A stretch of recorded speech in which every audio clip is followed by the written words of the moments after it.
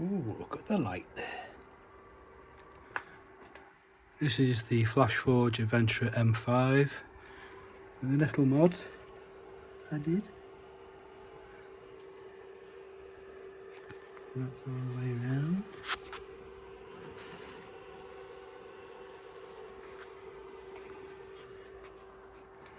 Very simple. 24 volt strip, LED strip. I'm going to zoom in. And the white just goes around the back.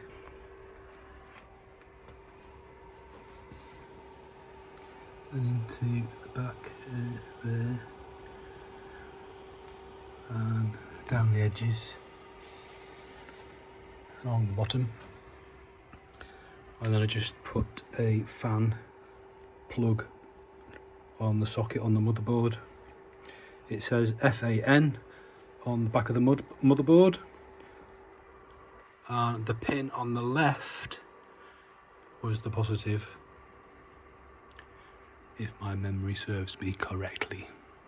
So check it before you do it. If you're going to do something like this, I think this thing cost me, I got 5 meters for about 12 quid. I can't remember how much it cost me, but I've gone down the whole lot basically. I don't think you need that much, just at the front here would do it, I suppose. But I think that's a great little thing. And this is PET G, PLA, PET G. Oh, what's the name of it? It's not PLA, PET G. Is it PET G? So, oh, there you go. And it just pops off the bottom. Really, I'm really impressed by this little printer. What's that say? Let's see, can we read it? Completed 1 hour. To need 2 hours to do that. And oops, where are we? And I like this interface. Now, when it comes, the thumbnails are 20 by 20, which look really crap. So I've made these 200 by 200 or 300 by 300 or whatever it was. It's a bit of a wishy-washy. It takes a little while to find out what the settings are in the G code.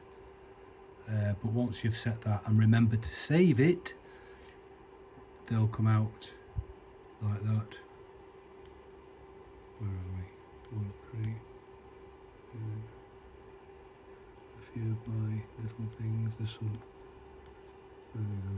These come with the unit inbuilt, but these ones here, and those are the ones which I've added in to do. But I'm really happy about that printer. It was a great little investment. So I did, and I'm really made up. Instead of 6 hours, it takes 2 hours to do one of these, which I'm pretty made up about. And it's not PLA, so it should be a little bit stronger, I think. But yeah, that's my mod. See ya.